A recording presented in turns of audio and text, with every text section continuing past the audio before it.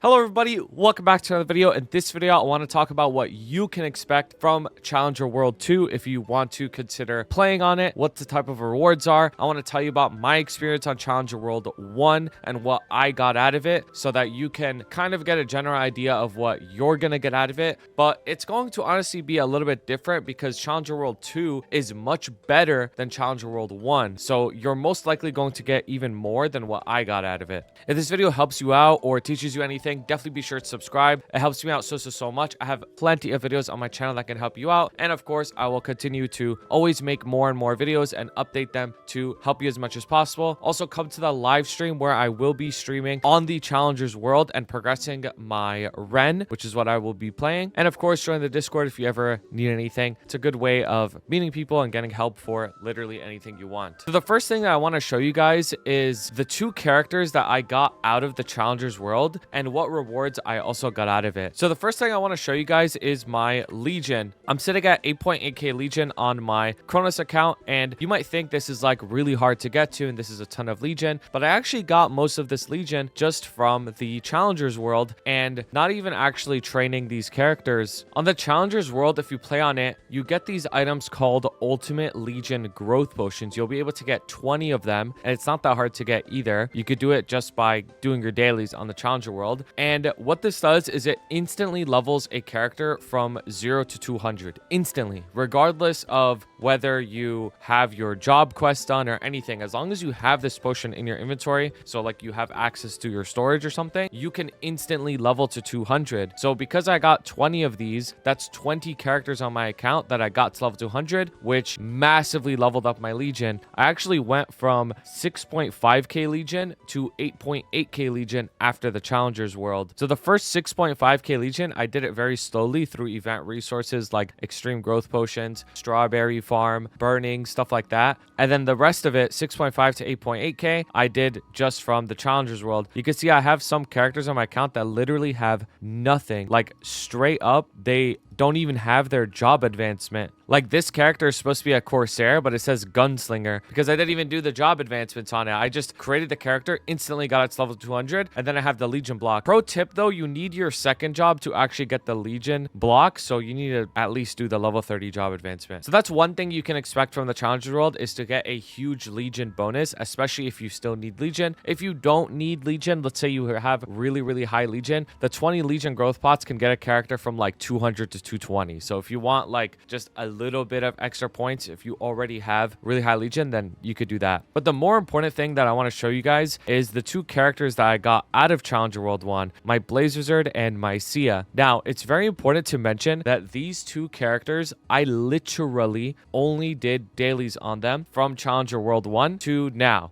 And also on top of that, I didn't even do my dailies every single day. I would say I missed out on approximately a month and a half worth of dailies, or maybe even 2 months of dailies on these characters from Challenger World 1 till now. Challenger World 1 released in June, and now it's November, right? So approximately around 2 months of time where I just like skipped dailies. Like maybe I was busy some days, maybe I didn't feel like it, and it all added up to, I would say, around 2 months worth of dailies that I didn't do. And now I have these characters at 271 and 270 strictly through dailies and through event resources. And by dailies, I mean killing Arcarium, killing Golux, doing the Arcane River dailies, doing the Grandest dailies, Urda Request until I unlocked basically everything I wanted to, like everything at level 1. And then if I get anything extra, I just put into like my main skill, and Monster Park. And of course, since you could do Monster Park Extreme on 2 characters a week, I would do one on my main and then one of these side characters. Same with Epic Dungeon. I would do Angler Company on my main and then High Mountain on the mule. So I was like pretty diligent with these dailies. Like I said, I missed out on probably around a month and a half to 2 months worth of dailies, so they would be stronger. A lot of people with their Challenger World character, they're already at level 275. With me, I just didn't really feel like going past level 270 on my side characters, so I just left them parked at 270, and this is the character that I'm doing dailies on now to get it to level 270. That's just the way I want to go about it. You don't have to do this. This isn't like the perfect way to progress, but this is just what I happen to get out of the Challengers World. I like level 270 on my side characters because it lets me get full damage to C10 C10 bosses and below so that I can 5% in parties much easier, which is the next thing that was very, very important on these characters is I actually did the weekly bosses on them every single week, even in a party of 6. This was actually something I didn't really miss out on. Maybe only like a couple weeks throughout all of these months I missed out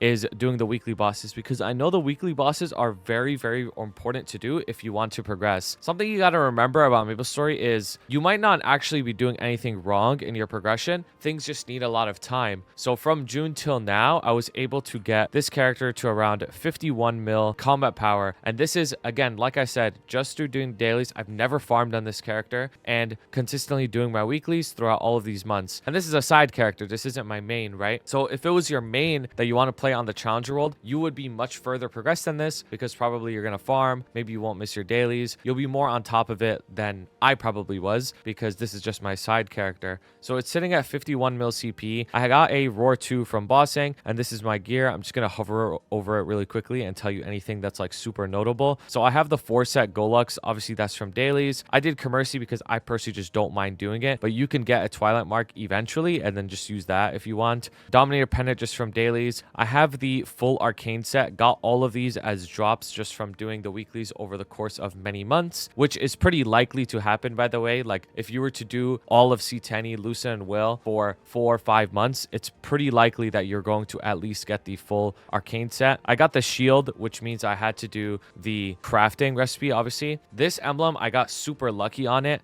This probably won't happen to you. Most likely you should just settle on like a 2-line emblem, right? But I just happened to get this and it was lucky. I still have the item burning gear, but I have replacements that I can use whenever I need to. But honestly, they're not even starred, so like whatever, I'll just get them to like 12 stars and put them for the time being, and like it's not going to be that much worse, honestly, because my other gear is good. I have a heart that I got from the event as well. So this character, I can easily, what I usually always do on it is I either trade weekly bosses or I join a party. Now joining a party can be a little hard. This is something that I know that I have an advantage in, because I know how to do these bosses very, very well. If you're a new player and you don't know how to do these bosses that well, it's going to be hard to join a party, because they might clear really fast and then you don't know how to blue dot because you're just not as practiced as I am, right? Like for example, this guy's 107, this guy's 70, this guy's 42. These guys are going to blow up this boss super fast. And if you want to join this party, you're going to either have to be really strong, or you're going to really, really have to be super good at the game so that you can blue dot and not miss out on loot. Same with Gloom. Like this guy's just looking for a duo. But literally what I would always do every single week, and you can do this too, is I would just create my own party and just wait for people to join. And because I've done that for many months, I have like arcane spares. I've gotten a bunch of other resources from dailies as well, like dumb pendants and stuff like that, a bunch of belts so I could transfer. I've gotten all this stuff just from being like on top of the weeklies. And you can get a character like this from the challengers world, whether it's your new main or a side character that you want to play. You can definitely get a essentially free C10 mule just if you're on top of your dailies. I stayed in the challenger world for quite a long time so that I could do double dailies. This will burn you out though. Like I'm letting you know from now, doing double dailies will burn you out. But I ended up doing it so I could get a bunch of frags on this character and this character, so I don't consume my mains frags. Now let me show you my Sia. My Sia, I was even less on top of it than my Blaze Wizard. My Sia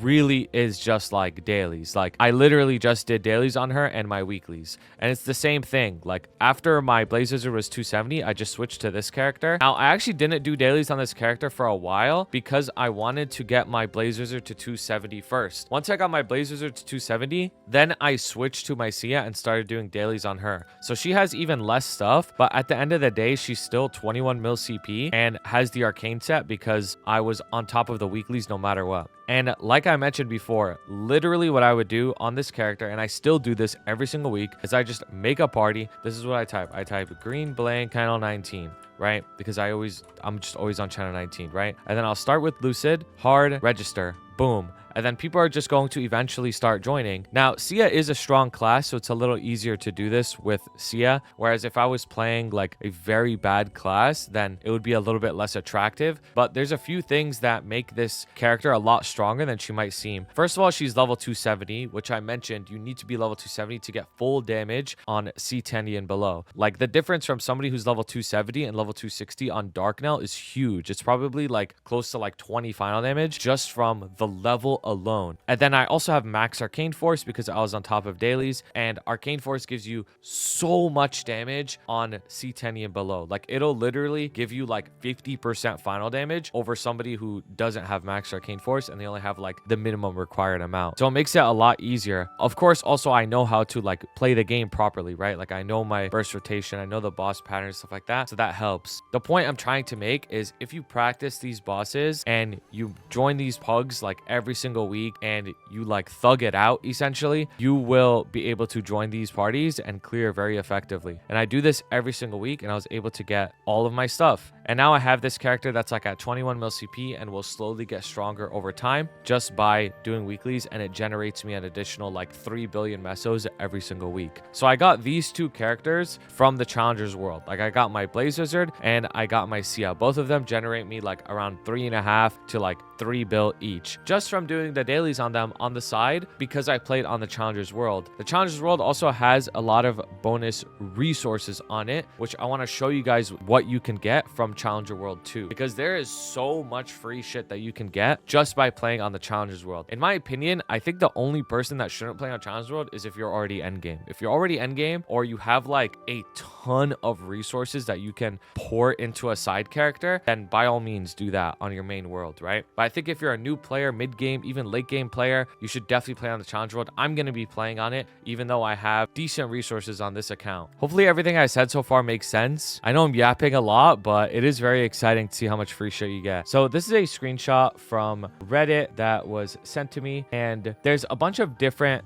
systems in the Challenger World that give you free stuff, but you're actually going to get more than the stuff shown in this video because there is an event that also is happening at the same time, like the Twilight Eve event, and there's also the Ren rewards if you decide to play her as well, which I highly recommend you should play her if you want the easiest time progressing possible. But again, the most important thing is if you like her though. If you like her as a concept or as a character, then play her. But if you don't, then don't play her. So you can see here in total, you will be getting so many nodes, 75 XP nodes, almost 1500 regular nodes. This might be a hot take, but they should give us more nodes, like straight up. This is still like too much of like a bottleneck a lot of the times. Now, to be fair, this will be enough to max out most of your nodes, which is good, but I would love more still. You get over 1,000 frags. You'll actually get more than this because of the Twilight Eve. And if you want to know what to do with the 1,000 frags, this is a fragment calculator that I'm going to have linked down below as well. And you can use this to like plan out how you want to spend your frags. So let's say you want to unlock all of your masteries. So level 1, level 1, level 1, level 1. And you want to unlock all of your skills as well, right? Your boost node 1, 2, 3, 4. And you want to unlock Soul Janice.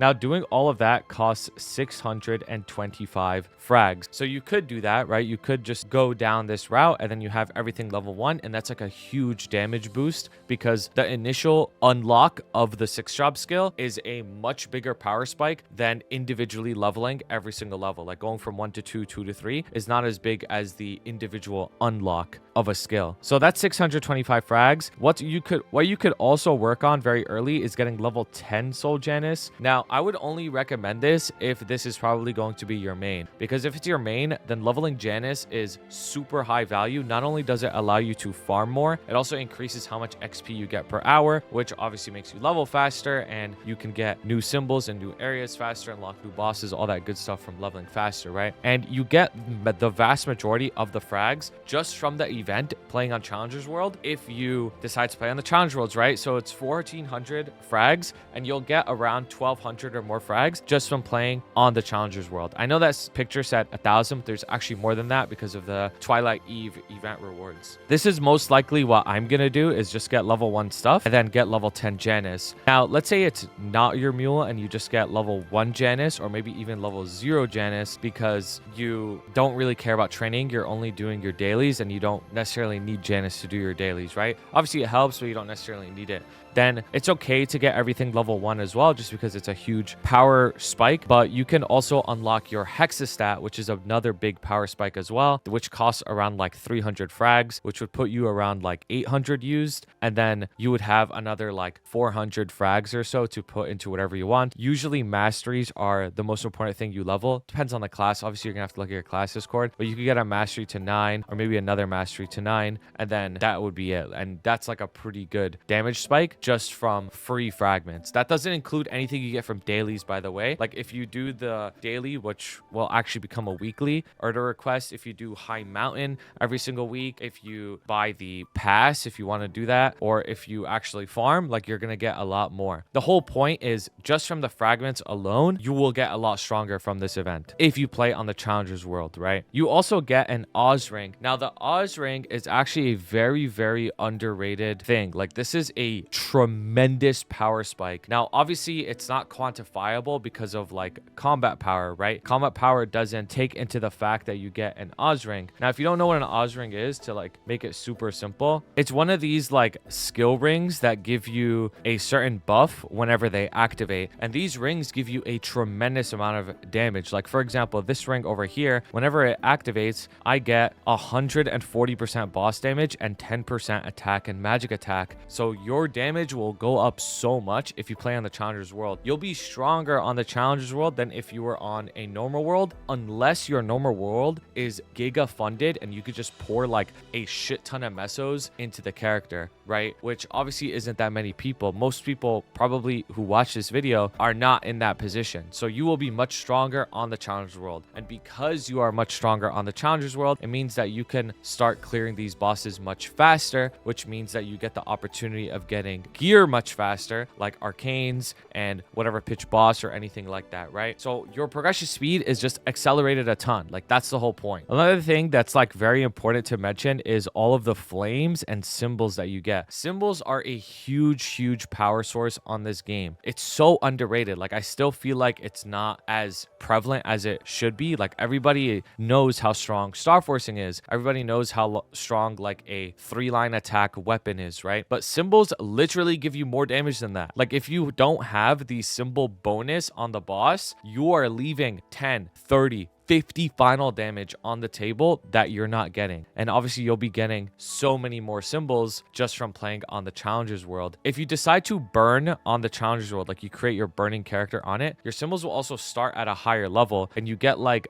double the event rewards. You see it says level 10 arcane symbols here. Normally it would be level 7 arcane symbols. It's not a huge deal, but it definitely does help. You also get event rings. So you get one event ring here, and then if you play Ren, you get another event ring with the legendary scroll. You get 2 legendary scrolls as well. And then if you play Ren, you'll get another one from her, which is 3 legendary event rings that you can get right there, which is super huge for Meso and drop gear, which if you don't know is the most important way to progress your character on the heroic worlds, is you need Meso and drop gear. The flames are also worth mentioning as well. Having this many flames, 1500 plus flames, because again, there's the Twilight Eve event, is massive. You can get all of your flames across all of your gear, including the Genesis weapon, which we'll talk about in a second, just done. Like you can get all of your flames just straight up done on your gear, and you don't have to worry about it until you get to the end game, which is massive. And then there's a lot of other stuff as well, like free cubes, a lot of free XP, VIP boosters, which all just results in you leveling much faster. So you will level faster on the challengers world as opposed to playing on a normal world, unless you are endgame, obviously, where you have a ton of resources and like you can just like instantly one shot and duke every map, like stuff like that. Something else that I wanted to show you guys is the Genesis Pass. To be fair, this is not exclusive to the challengers world. You can buy this on any character you want on your account, but obviously whatever character you want to use it on, it's a huge boost towards that character's progression. For me personally, I would only buy this on a main. I don't think it's really worth buying it on a side character, unless you just got hella money and you don't care, right? It costs 30k NX. Hopefully it's the same cost for us. You never know. And what it does is it gives you 3 times the amount of liberation points whenever you kill a boss. So it says here you can go from 11 weeks of lib to 4 weeks of lib. This is a little bit misleading because it's assuming that every single person who does their liberation is going to do it in 11 weeks. Most people don't actually do it in 11 weeks, because if you wanted to do it in 11 weeks, you would have to be super strong. Like you'd have to be able to solo Black Mage, solo all of C10 from week 1, which obviously you're not going to be able to do that on week 1. And same with the 4-week timeline. You're most likely not going to be able to do that because you would have to solo C10 and everything within week 1, which is hard. Like you can't do that. Most people, maybe you could do it on week 2 or you could do it on week 3, but it would be really, really hard. Regardless though, it gives you 3 times the amount of lib points, which means you're going to liberate much faster. Even if it takes you 6 or 7, I said the funny numbers, bro. Even if it takes you that long to lib, it doesn't matter because it's still much faster than what you would have taken regardless. You also get bonus damage on the bosses themselves, like the Arcane River bosses, which is good. Like this is actually really good, not only just because of like your liberation process, it just helps you clear the bosses week to week faster as well. And then what's a very underrated change is you can get the guaranteed 3% attack. Getting 3% attack on your Genesis weapon typically, like without this pass, can take many months. Sometimes it takes like half a year to a year to get because you have to wait for the mag soul events, then you have to get lucky on the mag souls, then you have to get lucky on rolling the mag souls. But this just gives it to you instantly, which is actually really good. There's also another event within the Challengers world called Mystic Seal that will also make you much stronger. To keep it super simple, like I know it looks confusing, is you will have to roll your, I don't know, pet, like I don't know what to call this thing. It's called a Seal's Core, but I'm just gonna call it a pet. So you're gonna have to roll like your little pet thing, and it gives you a bunch of stats, and that's it. Like you just roll it, you kill mobs, you roll it, and then that's it. Like it's like super simple, even though it might not look simple. And you can get some diabolical stats on this. Like you can get this item to give you like 130 attack and like 40% stat, which is about equivalent to like a 22 or 23 star item of stats just on your bonus, whatever the fuck this thing is called, right? But it's crazy. Like you could just get that additionally on the challenge world, which you wouldn't have on your regular world. So remember, what we talked about so far was pretty much just Challenger World exclusive rewards, right? All of this stuff if you play on the Challenger World, but then there's also the regular event that has all of its own shit that I was mentioning earlier. You could get another event ring here. You could get all these frags here, even more nodes, even more flames. You could get another hyper burn, which I would recommend putting also on the Challengers World so that you can fund your character even more by having a second strong character. That's what I did. That's why I have this Sia and I had the Blaze Wizard. The Blaze Wizard was the main character on the challenge world, and then the Sia was the side character that helped fund it. And now I have 2 characters that could both do bosses and generate me money every single week. And if this is like you're new and you want to use this as like your new main, then it's a really good way to do it. Because you have to remember that challenge world is a different world. You're not going to have all of your other characters. You're not going to have your NX and stuff like that. So you have to plan accordingly for that world. One of the best ways to plan for that world is by subscribing. Haha. You want to know why? Because I plan to have some good guides and like tips for you to progress in the challenge world when it comes out. You're going to see what I'm going to be doing on my live stream, and you're going to see what I'm going to be doing on my YouTube, because I'm going to have a Challenger World progression series that hopefully you guys will enjoy. I even hired somebody to do the editing for it so that I don't have to stream less, so I can make more videos. Basically, I could stream more and then more videos are coming at the same time, because I really want to try and outreach and help as many of you guys as possible during this patch. Anyways, I'm sure you guys get the picture by now. Long story short, after hearing me yap this entire time, if you play on the challenge world and you are not endgame, you will benefit greatly and you don't want to miss out. I showed you what I got from it last time in an inferior challenger world by only doing dailies and weeklies, and this challenger world is much, much stronger. The power creep is here. You will get stronger way faster than I have, even if you just only do your dailies. That being said, I appreciate you guys so much for watching. If you have any questions, definitely leave a comment down below. If you have any advice or anything that you want to add onto this video, definitely leave a comment down below. If you want to see me make certain videos, I have a video suggestions channel on my Discord, or you could leave a comment down below. Anyways, appreciate you guys so much for watching, and I'll see you guys in the next one. Shout out to my beautiful members: Blazefire, Shooms, Shagad, Ravi Espa, Koga, Skittles, CKJ, Vampiric X, Fresh and Juicy, Kelvin, Cloud Figs, Trashbot, Henzo, Dylan, Cloudy Quesos, Jason B, Sylvester L, J.A, Russell M, Mochi Teddy, Zero Sama, Shredbot, Michael R, and Suna TM. I appreciate you guys so much. If you guys ever want to submit art, put it in the Discord fan art channel, and I'll see you for the next video.